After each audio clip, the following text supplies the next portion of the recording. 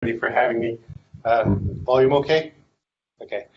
Yeah, I'm going to talk today about applying machine learning to ops automation. I'm going to start off by just going into kind of a view of the problem. So the Expedia group, for those who don't know, we're a travel company. We help customers book online travel, and to do that all in a single place, right? So if they want to, book their flight, book hotel, get a car, rental car, whatever it is. And Expedia Group operates a large number of different properties. This is, I think most of them, there's some that aren't even on here, but Expedia does operate a number of properties. It's a pretty big internet company. So I think last year, in 2018, we did 11.2 billion in revenue and like 99.7 billion in gross bookings. So lots of volume here. And so what that means is we have lots of customers coming in, and these customers generate a lot of traffic on our the front page for our properties. But it doesn't stop there because behind the scenes there are lots of different services, microservices, databases, this whole thing. And so, of course, there's a lot of traffic going into those as well. And it still doesn't stop there because with all of those, the services are calling each other, right? And so what ends up happening is we just have a huge volume of traffic, and there are a lot of things that can go wrong in the course of trying to serve up a good customer experience. And what that means is we get lots of alerts. Right, so this is just different, anomalies that we detect in the environment.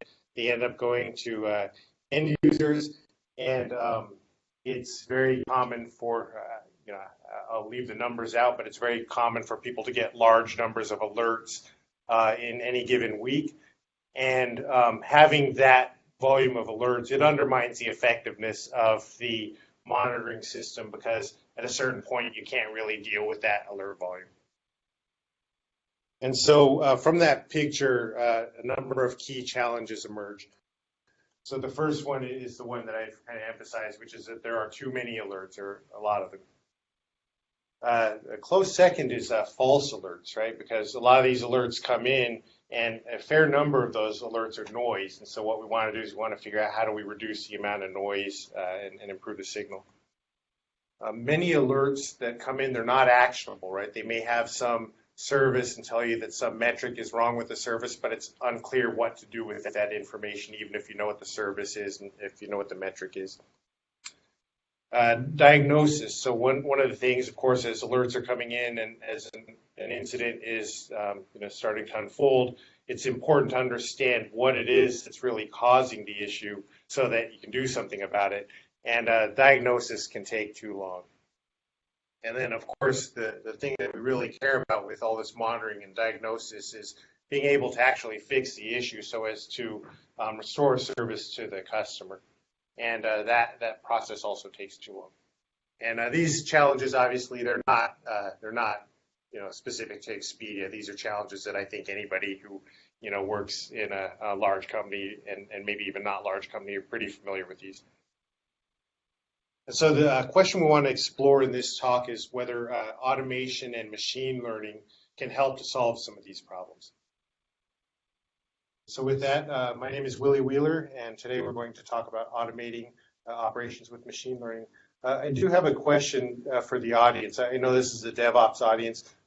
Is there anybody in the audience who's done work in machine learning at all, or has any background in it?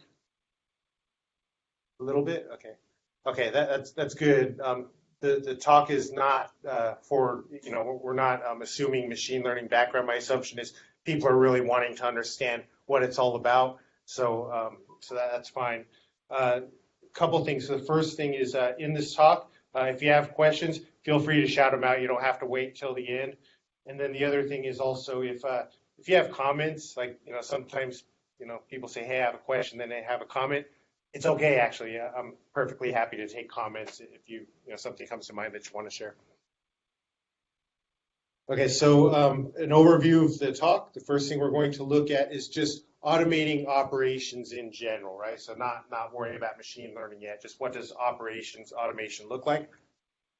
And then the second one is we'll do a very quick overview of machine learning just to, kind of get a baseline there for the following discussion. And then finally, we'll marry those two concepts together, which is, okay, we have ops automation, we have machine learning. Can we apply machine learning to the ops automation effort? First, automating operations, rather. So there's a key concept in operations called the operations loop. The idea is that you have this kind of closed loop that has some different components. The first one is, you start off, the system is healthy, everything's running as you want it to be. But at some point in time, something breaks, right? It could be a service breaks. It could be that some marketing campaign goes bad or an A/B test goes bad, whatever it is. Something breaks, and so now we have an unhealthy state, and we want to understand and fix that. And the first step to that is simply being able to detect that that's happened, right? After detecting it, we have to be able to turn that general sense that something is wrong into an actual understanding of what it is that's wrong, so we can go in and fix the issue. That's the remediation piece. And so this brings us back into the healthy state. Now, this operations loop, it's not necessarily automated. In fact, in most cases, it's largely unautomated, right? It's oftentimes people implementing this loop. Some pieces are more common to be automated. So, for example, the monitoring systems, generally it's some kind of automated monitoring system that's paying attention to the time series, to the metrics, and then generating alerts. But after the monitoring piece, most of it tends to be largely manual. Sometimes there'll be scripts that you can run to execute a rollback or that sort of thing. In many cases, the operations loop is manual. And so what we want to do is we want to explore some opportunities for automating different parts of the operations loop.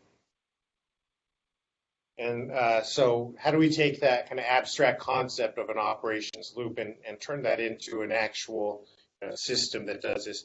And what I'm going to describe here is something we released in December. So what we did, I'll describe it before I actually show all the details here. But what it is it's one of these kind of closed loop operations, automation systems. Expedia, it gets a fair amount of bot traffic, right? And these aren't necessarily malicious bots. What the bots are often doing is that they're scraping the site for pricing information, for hotel information, whatever it is. A lot of times it's partners, but there will be bots that come in, and sometimes the bots are coming in at a volume that's problematic, right? For whatever reason, the system can't handle the load that the bots are generating, and so we have to understand that that's what's going on, and then we have to basically intervene by applying a bot treatment. And there are different types of bot treatment available, like the most kind of benign treatment would be to just reroute that bot traffic to a different farm so that they're not interfering with actual paying customers. That's one. Another kind of bot treatment would be to apply CAPTCHA. So that's where someone has to type in a weird string in order to prove that they're a human. So we have that. We can send a black hole. We can do tar pit, which is slows down the traffic. There's a bunch of different bot treatments we can apply. And so what we're looking at in the following loop is being able to detect when there's some kind of bookings drop, like let's say a hotel bookings drop, that the cause of the situation is heavy bot traffic coming in, or at least heavier than we'd like, and then being able to automatically diagnose that that's the issue, and then apply that bot treatment. So I'll show you how that works. So first, we have here on the left, we have a bunch of different applications in our ecosystem, and the individual squares represent applications. Yellow means that the application is having some kind of issue. It could be performance issue, whatever. Red means that it's having a serious issue. And so for the sake of discussion, this one, we'll assume it's one of our hotel-related services that's having a problem. So we do have an observability layer, and in our observability layer, we have the standard types of observability. So there's the logging piece, which we rely heavily on Splunk. We also use Kibana, Elasticsearch and Kibana. And then there's metrics capture, right? So we want to be able to capture metrics coming in from the various applications or other systems as well. And so we have metrics capture. We use Kafka for this. We use Grafana and Graphite as well, Metric Tank on the back end. And then the third thing we have is tracing, distributed tracing. And for those who are unfamiliar with that, the idea with that is that when traffic comes in the front door, you'd like to be able to trace the flow of that traffic all the way to the back end, right, all the way to the database, and just see what's going on with that so that when something's wrong, you can more easily diagnose it. So we do have a tracing system, and I'll talk a lot more about that a little bit later in the presentation. One of the things you can see coming into tracing is, there's that trace data coming in from the apps. From tracing, we send data to metrics too, and that's telemetry data, right? Trace telemetry. The idea is that when you're doing traces, you can measure various, properties of the traces, right? So, for example, if you're tracing, call from one service to another, you can, monitor the counts, or you can track the counts. You can look at success rates and error rates. You can look at latencies, durations, and so that's what we have in place. And again, I'll talk about that in a bit. So after metrics, this is where we have our first stage of anomaly detection. And this is time series anomaly detection. And we have a system, we have multiple systems for this, but the one I'll be talking about today is called adaptive alerting. And what anomaly detection does is it takes that metrics data and it converts that not into emails or pages, but it just converts it into classifications that say this metric value is anomalous, or it's not anomalous, or it's weakly anomalous, strong anomaly, that kind of thing. So you don't use Splunk? Yeah, interesting. So we do use Splunk as well. We've historically used it quite a bit. Splunk is hard to scale to larger volumes for anomaly detections. I think of it as more primarily a logging centralization tool. So we do use it, but we're trying to scale that out to on the order of millions of metrics. Okay, so diagnostics. The idea behind the diagnostics piece, I mentioned that anomaly detection, that's really the time series anomaly detection. That's kind of the first tier of anomaly detection. What diagnostics is doing here is it's really a second tier of anomaly detection. What we're trying to do is we're trying to capture lots of these classifications coming out of the anomaly detection system. They're high volume, and I mentioned at the beginning, they're generally low information considered individually, right? So not particularly actionable if you take them one at a time, but if you can feed them into something that's able to make sense out of them and reduce the number of anomalies into a small number of high information anomalies, that's what we're doing here. And then when we receive those anomalies, again, we don't directly send those to emails or pages. We're not trying to, get people involved, for every anomaly that goes on. We send it to an auto remediation system that we're in the process of building. And what this auto remediation system does is it has various things that it can do in the environment in order to fix things, right? So for example, if we had a bad release, then one of the kinds of things we might want to do is either redeploy the service or do a rollback, do a channel flip, scale up, wait for a little while. There are different kinds of things that we can do. And so, being able to choose among those is one of the functions of this remediation system. Another kind of thing, and this is just an example, but another kind of thing is what I mentioned is the bot treatment system. And so in this case, the scenario that I'm describing, that's what we're doing. And then the third thing, and this may be a little bit interesting, it's different than what a lot of monitoring systems or anomaly detection systems do. We have alert management. What alert management does is it manages end user subscriptions and it manages the actual dispatch of anomalies and alerts actually to interested parties. Now, what we've done is we don't directly hook up the alert manager to the anomalies, especially not the time series anomalies, because we already said we're trying to not have, huge volume of alerts going out. So the idea behind this is the auto remediation system.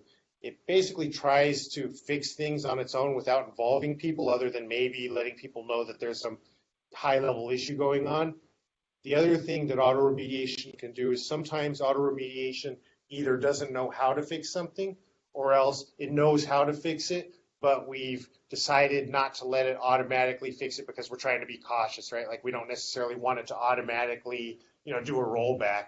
We might want it to ask a person, hey, it looks like this needs a rollback. Can you please check this out? And if so, then, use this chatbot in Slack to do the rollback. And so that's why we've moved the alert manager after the automation. It's an automation first type of design.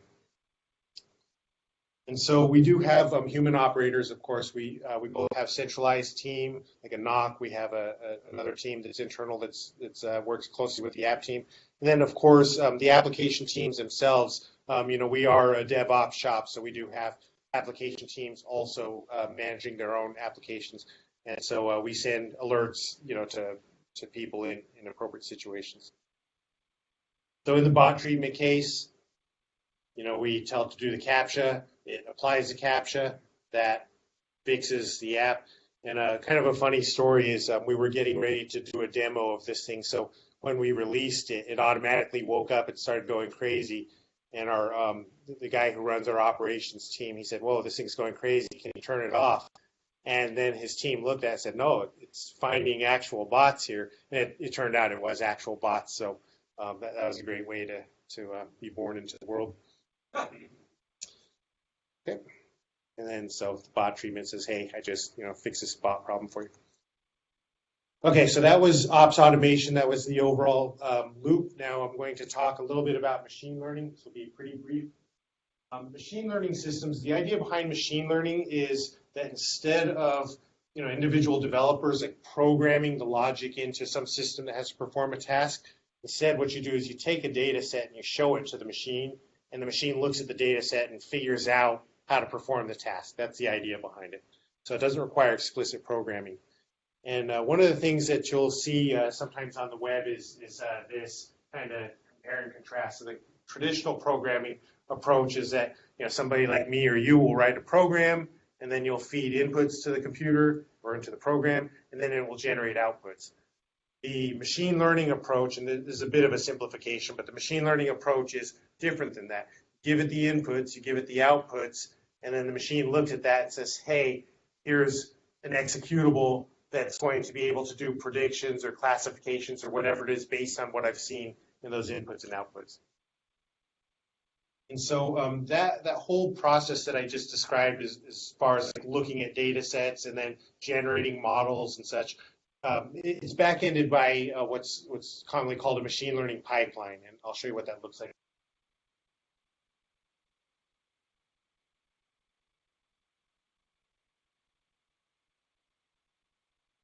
A database, it doesn't matter, it could be anything.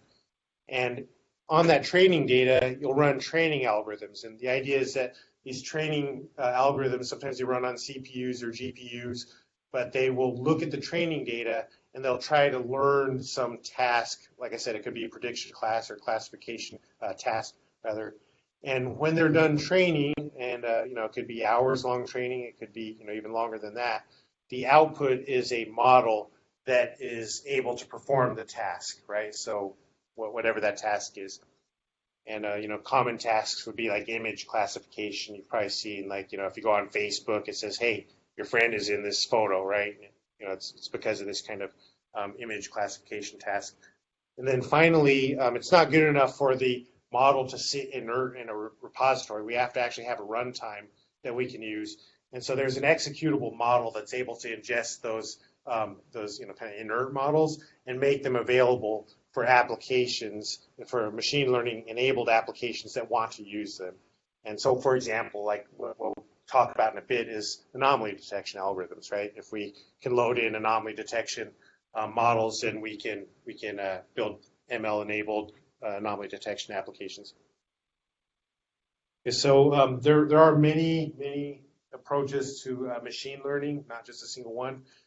Two of the most famous ones, one's called convolutional neural network, and the idea behind this one is the kind of killer app for this is image classification, right? You show it an image of, let's say a dog or whatever it is, and you train the network on a huge number of images, and then it can perform classification tasks such as this looks to be a dog. It's not a bat or a flying fox in Australia, I guess. And then another kind of important neural network is kind of machine learning based approach is something called a recurrent neural network. And what these do is they're able to take into account time series or sequence information. And so, for example, if somebody has a sentence in one language you want to translate to another language, this is able to perform that task because it's able to interpret, sequence information and context and that sort of thing. Okay, so that was it for the intro to ML. Now I'm going to get into the automating operations with ML. There are 3 topics here. The first one is I'll just briefly introduce the anomaly detection domain because both of the applications that I described will be anomaly detection applications. So I'll talk a little bit about anomaly detection. And then the first application is that first order time series anomaly detection I mentioned. So we'll look at using an open source project that Expedia is doing. It's called adaptive alerting. We'll look at how we use adaptive alerting to perform this time series anomaly detection task. And then there's another one, and this is definitely like future looking. We haven't done this yet in the machine learning approach, but we'll look at incident diagnostics. Currently, incident diagnostics, as we do it, is we use playbooks to do that just because we know how to do this with playbooks. Our operations teams already use playbooks. But what we want to do is we want to see if we can start to take some small problems within that playbook and replace it with machine learning so that we can generate anomalies that are more informational instead of these very low-level time series anomalies. And we'll look at that in a bit. And this is based on a product that we have called Haystack. Again, it's open source. And so here's, if you're interested in either of these things, and I have links in the slide deck, and I'll make the slide deck available to people as well, so you don't have to write anything down, but here's the adaptive alerting and Haystack projects. Okay, so anomalies and anomaly detection. So fortunately, this is very simple. Okay, so an anomaly is just an unusual data point. That's all it is, right? You have a data set or a stream of data. Most of the data looks normal. Some of it's weird. That's an anomaly. So the reason we care about anomalies is that anomalies are often signals that something we care about has changed, right? So for example, if I'm monitoring bookings, if something broke on the site, then that will manifest itself as an anomaly in some metric that I'm tracking, such as bookings counts. And so anomaly detection is important because we want to detect those. So the first application is time series anomaly detection with adaptive alerting.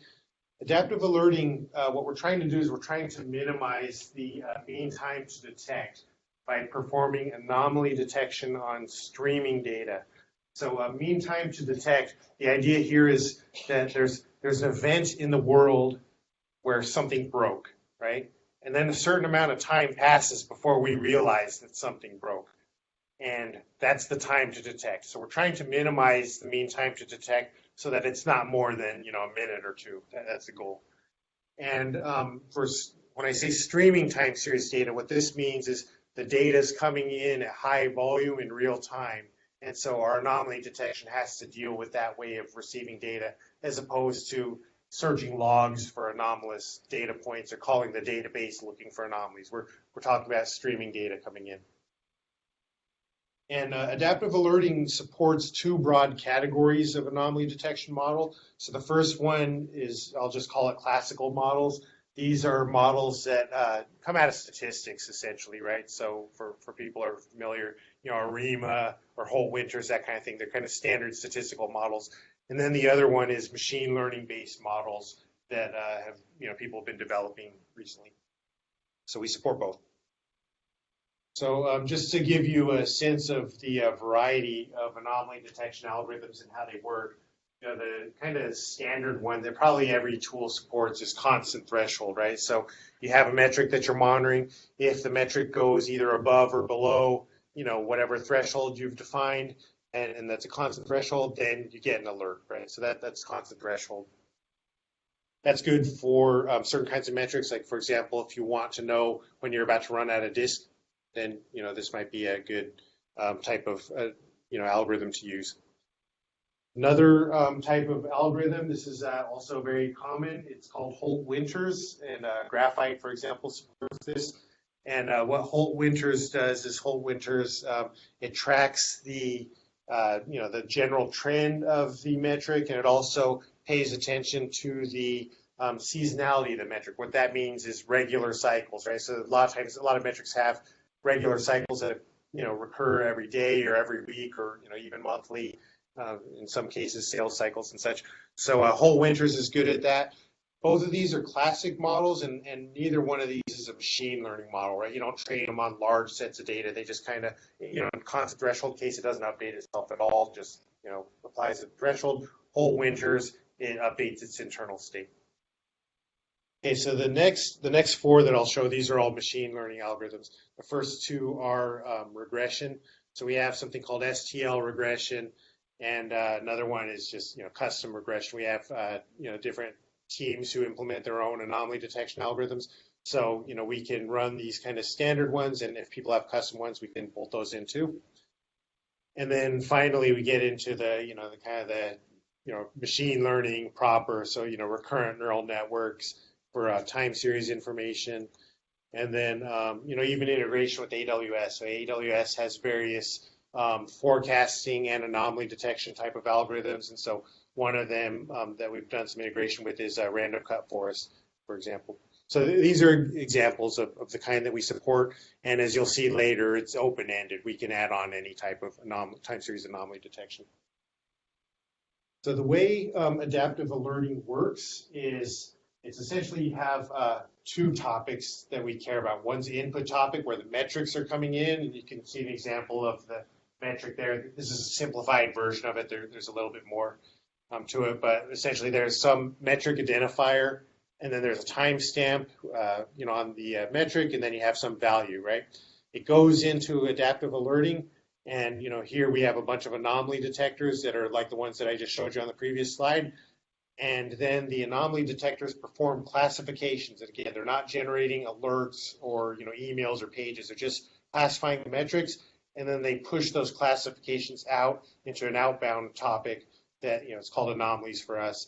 And you can see that we've added that classification that, hey, this is a weak anomaly that's coming out. Our system is running off of Kafka. The adaptive alerting system itself is based on Java, and we have Kafka streams. As you'll see in a bit, though, it's not restricted to Java. Okay, so now if we want to attach machine learning to this, here's what that looks like. So we have the same thing we were just doing. This is the kind of non-machine learning flow. But if we want to actually train machine learning models, what we have to do is we have to add that pipeline. And then the first thing we do is we tap that Kafka topic, the incoming topic. We tap that, and we use Apache Flink to send that data into S3, right? So we can capture data on an ongoing basis and train up models.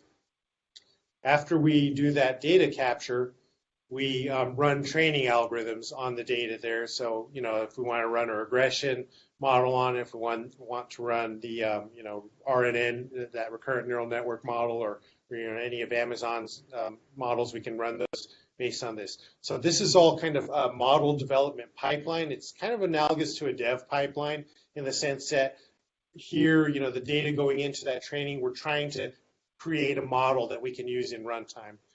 And so here's the output of that, right? We have some machine learning based anomaly detector that we've deployed into a production environment.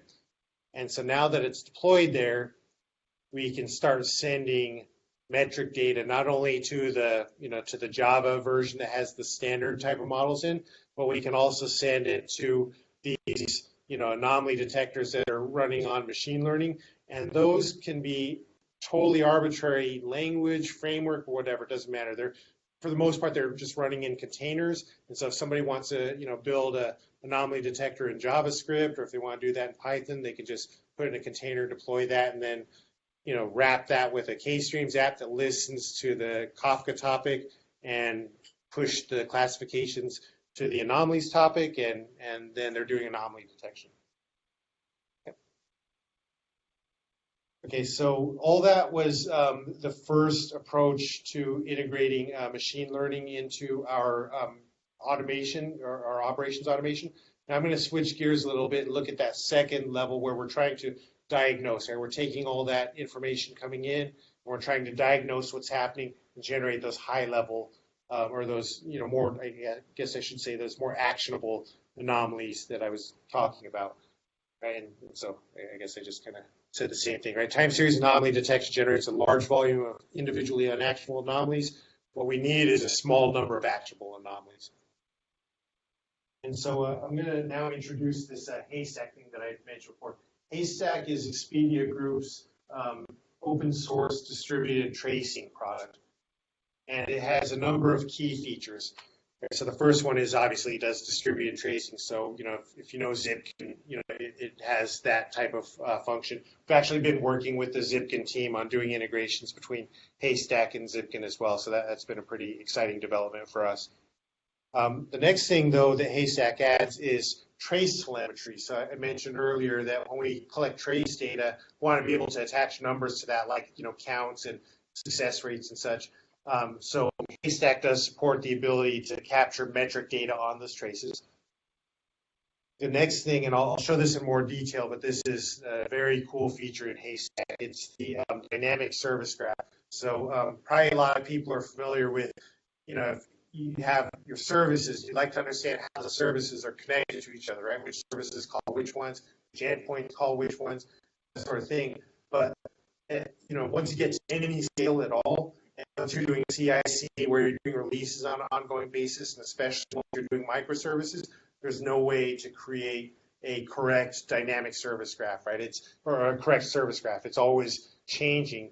And so because Haystack actually captures the trace data, it's able to construct that service graph dynamically. And again, I'll show you what that looks like. And then a fourth thing is anomaly detection on telemetry, right? So we have all that telemetry data. So wouldn't it be great if we could see that a certain call to a certain endpoint is taking longer than it should be taking, for example? And then finally, there's this piece that just came out maybe a couple of weeks ago. It's state snapshotting. The idea behind state snapshotting in Haystack is you have your service graph, right? This is that topology that I mentioned, all the services calling each other. And then you also have an overlay of anomaly data on those nodes, on those services and the edges too, right? The edges are the calls. If you have anomaly detection overlay on that, you can take that and you can just save that out on an ongoing basis. So like, let's say you save it out every minute, just dump that to S3. And then over time, what you have is you have training data to understand the behavior of the system, right? How different patterns in the system tell you what's broken, right? And so here is an example. This is a real life Haystack service graph. The names of the services are redacted, but those are all individual services and microservices. So this graph, like I said, it's dynamically generated. No, person, linked all these together. And this is not the whole site. This is just a part of the site. On the left-hand side, that's the front end. Request data goes in toward the back end, which is on the right. The blue, circles are the, healthy ones, or the blue rectangles, those are the healthy ones. Amber means that it's a little bit unhealthy, but not too bad. And then red means that there's something broken here. And so, we capture all this in real time. And so having that data, it creates a number of interesting automation opportunities for us. So I'll talk about three of them here. First one is incident classification, right? So, something is broken, but you're not sure exactly what's going on yet. It's very nice to be able to say, hey, here's what's happening, right? Closely related to that is incident diagnostics, right? So on the classification side, you're looking at something, say, hey, we're having a hotel bookings drop, and it's just in the US. Incident diagnostics is more like being able to say, hey, here is the specific system that's responsible for breaking everything else, and here's the thing that we need to fix. So that's a diagnostic piece. And finally, incident prediction is the inverse operation of diagnostics. What prediction is if you see something broken, but it hasn't turned into anything user-facing yet, can you predict what's going to happen several time steps in the future such that you can intervene before it actually becomes a user-facing incident? And so the question is, can machine learning help with these three automation opportunities? And we think that it can. Like I said, this part is the part that's future looking. So these are things that we're working on right now. There's a fairly recent interest, I guess Google and MIT put out a paper recently, a few months ago, on something called graph networks. And this is a fairly recent type of network, kind of like convolutional networks or recurrent networks. But the difference here is that graph networks are designed to work with graph structured inputs, right? So in a convolutional net, you're looking at like an image. Let's say you're looking at a grid topology. Here we're saying we have some system that we want to understand and it has a graph type of structure. Can we feed that in and then generate graph type of outputs? And I just mentioned the convolutional thing. So on image, just a little background. So for image classification, the way that works is you take a rectangular scanner and you scan it across the image and you learn features, right? So you'll learn like edges and you'll learn, you can learn higher and higher features till at some point you're learning that, hey, there's a cat here, there's a dog here, and amazingly it works. The idea with graph networks is they do the same kind of scanning thing, but instead of looking at rectangles, what they do is they look at arbitrary grid topology because, in a graph, you don't know that it's a rectangle. And so those three use cases, I mentioned them, but I'll go over them again just to give you some visuals.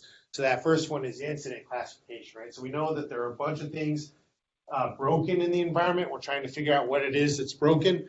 So we run that through a graph network. We bolt on a classifier onto the end of that graph network. And then the output would be classifications of different kinds. Like, hey, is this a general bookings drop, right? Like, for example, is a network down or, is it a holiday that would cause a general bookings drop? No, it's not that. This looks like it's a hotel bookings drop and maybe in a specific region or a specific point of sale. So that's one kind of problem. Another kind of problem I mentioned was incident diagnostics. So the input here is the same, right? You have a certain pattern of breakage in the environment, but what we want to do is we want to identify the one thing that needs to be fixed so that somebody can go fix it, right? And so that's what this problem is doing. You feed in the fault pattern, and then out comes the marker that says this is the one that you want to take a look at. So in this example, hotels are broken. It's because the geo service had a bad deployment. That's the idea. And then finally, incident prediction. This is that inverse operation that I mentioned. So you have something broken, and what we want to be able to do is say, in 8 minutes, there's going to be a hotel bookings drop unless somebody goes in and deals with the fact that geo service had a bad deployment, for example. So there are a number of expected benefits from this approach, and you can play around with some examples too.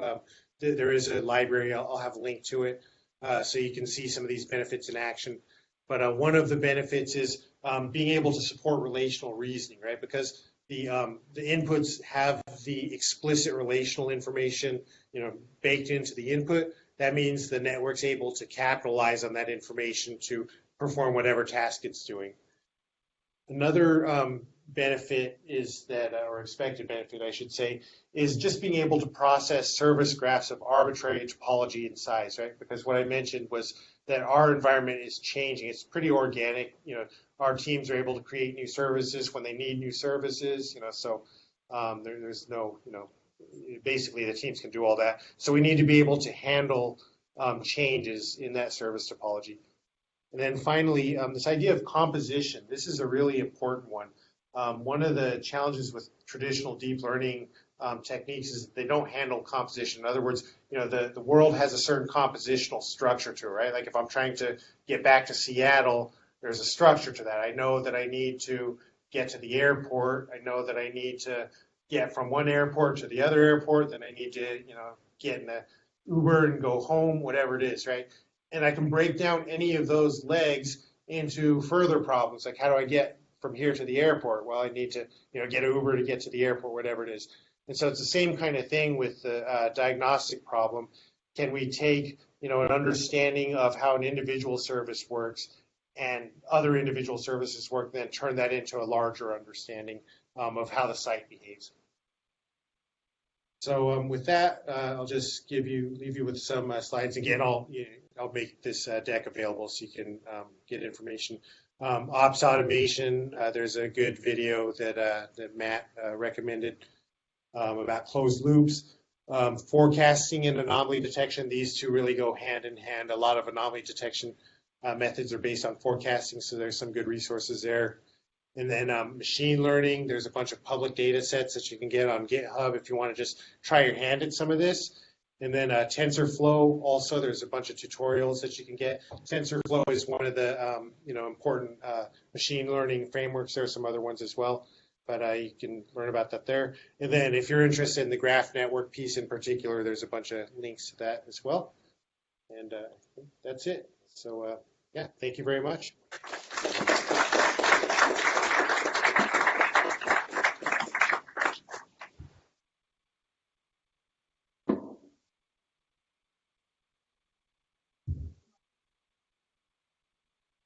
So we do have time for a few questions if anyone has any. But I'll just let you know what the rest of the night is. So we are going to break up food on the other side, and we'll also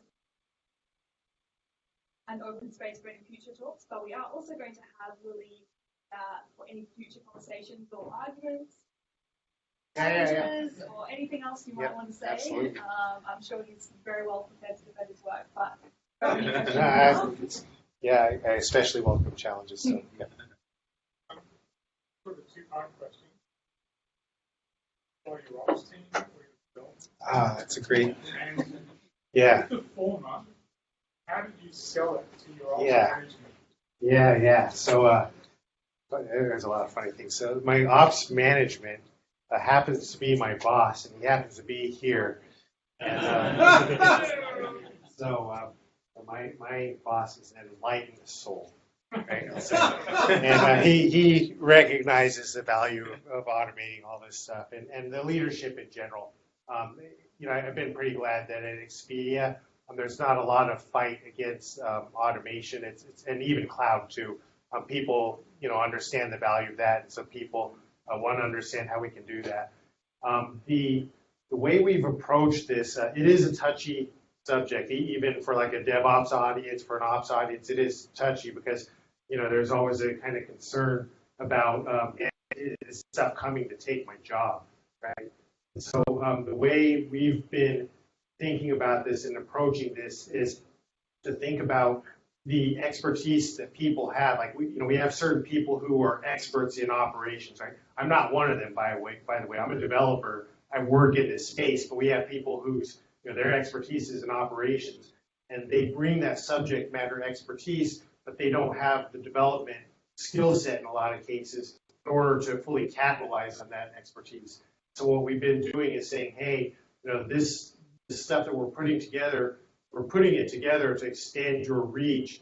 And part of what we do is we help the ones who are interested in acquiring that development skill set. For them, we help them learn it. And in other cases, the teams are not interested necessarily in acquiring the development skill set. That's okay too, because there are other pieces that are important. So for example, I mentioned that we have a playbook-based approach for diagnostics and even for some of the actions. We've been using AWS step functions to implement those playbooks because they're graphical, they're JSON driven, and people who don't have a dev background can really own those.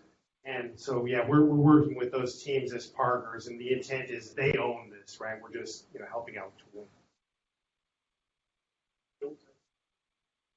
We're actually building it with members of the ops team, right? So we have people from the ops team who are on rotation. They say, hey, I'm interested in acquiring this skill set and also contributing my expertise to the effort. And they've been tremendously valuable that they take that information and that knowledge back to their team so as to, basically empower their own teams to kind of bring their skills to that next level. Any other questions or doubts or anything like that? Yeah, please.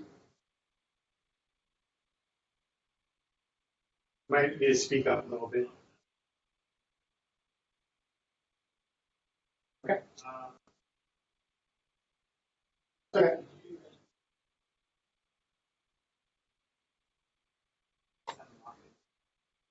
Yeah, that's a great question. So the question was, did I talk about mean time to resolution? Now, I don't actually remember if I talked about MTTR, but I'll talk about it now. So the way we've organized it is that there's this kind of flow from something broke to it's not broken anymore, right? So that end-to-end mean time to resolution, that's really the goal of this thing. We're trying to reduce that number down to as small, to as small as possible. And we break that up into 3 key segments. There's the mean time to detect, which we treat as when did the first signal come in for the particular thing that broke, whether we recognized it as such at the time, right? When did we receive that first signal? We want that to be very low, right? Like I said, couple minutes. And then from the time that we receive that first signal to the time where that's converted into an actionable, alert or an anomaly, I should say, right? We call that mean time to know, right? How long does it take for us to understand what's going on? And then that third segment from, we have something that's actionable, we know what to do, to actually fixing it and restoring service, right? So it's not enough to just pull a lever. The service has to be restored to the customer. We also inconveniently call that MTTR. So there's that short MTTR, then there's an end-to-end MTTR. So this does reduce the MTTR in cases where we've dealt with the type of incident question, right? So I don't know if you caught the bot scenario that I described. So when we turned it on, it caught the bot situation within about 2 or 3 minutes. It knew what was going on. We didn't automatically, light up the capture or anything. What we did was we posted a message to Slack that said, hey, there's a bot here, so that somebody could go into the chat bot and do this. Now, in that case, there was a lot of, head scratching and, people wondering what's wrong with this thing because, we were surprised at the behavior. So we didn't immediately fix it, but the information was known right away. Had a person, run the chat bot, it would have been fixed within about 3-4 minutes. So yeah, that would be a marked improvement over how long it normally takes. Please. Training data. Yeah, so it's the question was what would be the training data? So it's not generally log data, at least for the I talked about 2 different anomaly detection problems. So for the time series anomaly detection problem, the training data is metric data. That can be any metric that somebody thinks is interesting enough to build models off of. We don't send everything into S3, but for something like bookings or traffic through the sales funnel, those are things that we care about. They're very high value. So that's just metric data, time series data. For the idea that we have about training the diagnostic on the graph network, the training data would be the haystack service graph, like those state snapshots being pushed into S3. So because those are graphs, so we would run those through.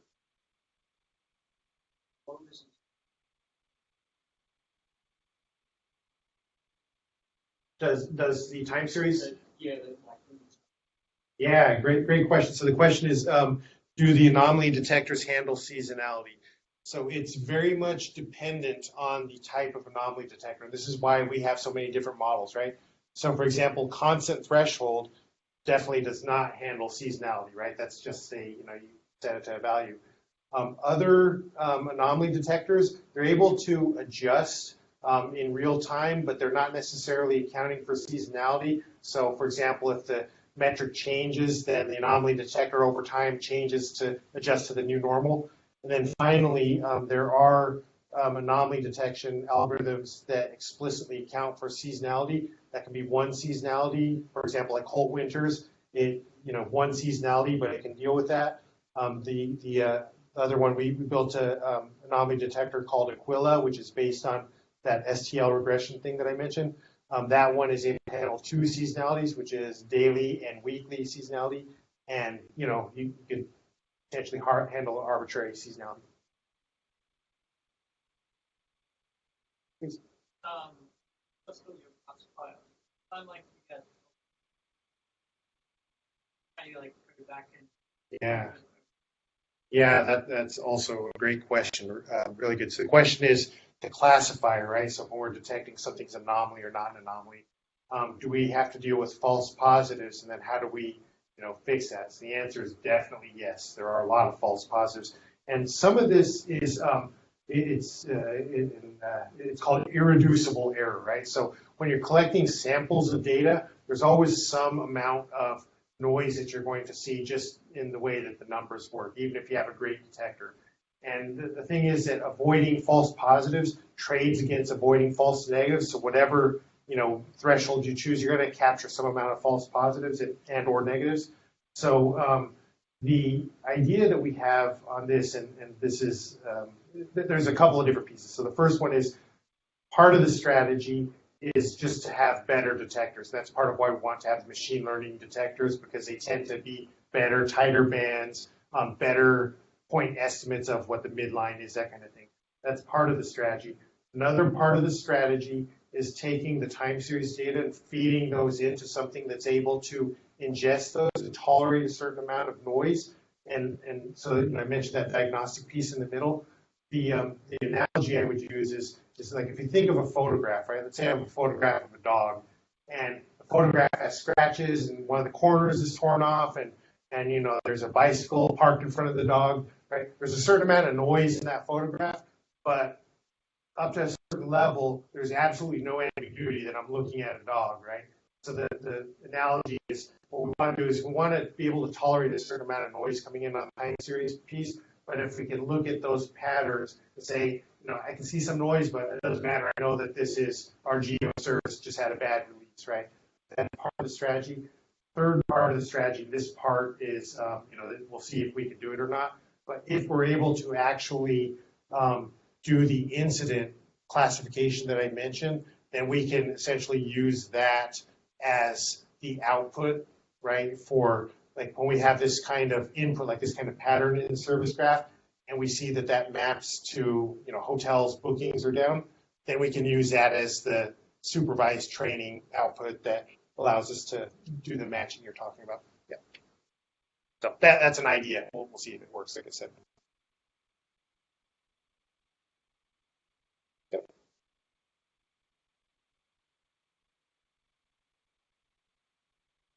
Might have to speak up a little bit. Yeah, it's cool. Okay.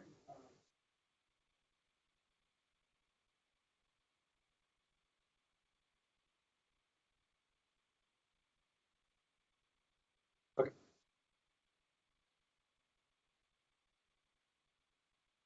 Yeah. Okay, so the question, correct me if I misheard it. So the question is, how important is it, or do we need to know the details of the machine learning? Yeah, so it depends on what you're wanting to do, right? So, at a high level, users of the system don't have to know it at all. Like somebody else has put in machine learning algorithms, and something I didn't get into in this talk, but one of the things that we want to do, and again, we haven't done this piece of it yet. One of the things we want to do is be able to, for a given metric, automatically pair that with one or more anomaly detection models that provide a good fit to that metric. And if we're able to do that, then the requirement on users to know anything about machine learning goes way, way down. So that's why we see that as very important. But if somebody wants to actually build their own custom anomaly detector, then of course they would have to know more about machine learning. That just depends.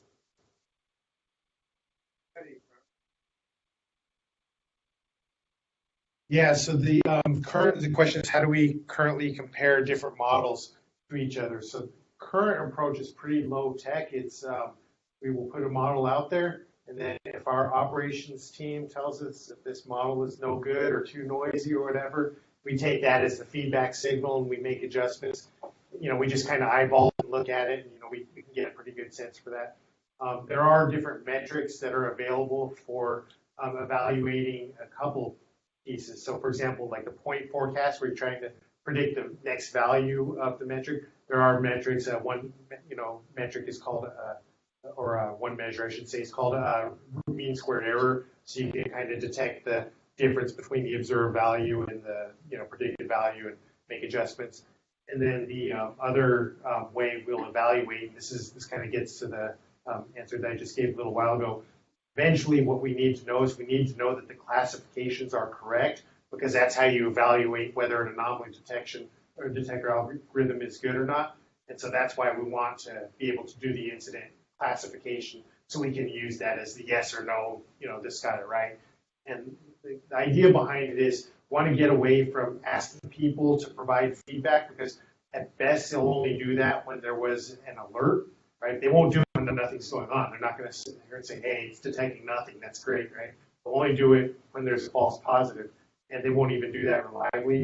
So what we want to do is basically look at the patterns, see that they map to a certain incident classification, like hotels are down, and then use that to recognize, yeah, this is a real alert. Ideally, probably want to Yeah, for sure.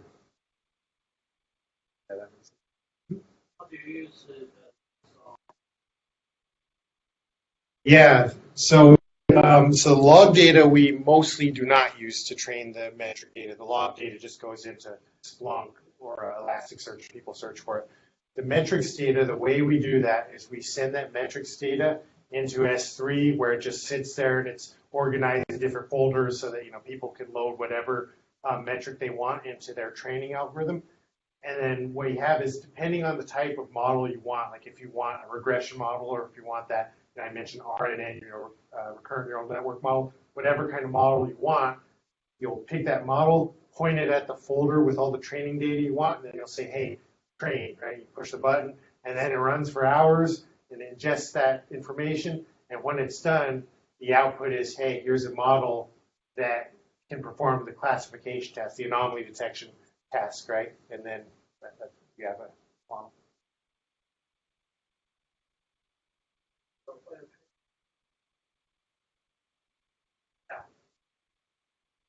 Yeah. How do you prepare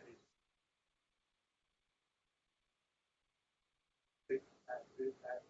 Right, yeah, so this is kind of similar. I think a lot of people are converging on the same question, right? So you do need those labels, or those labels are very useful, I'll say, in order to classify the the anomaly, whether it's a real anomaly or not.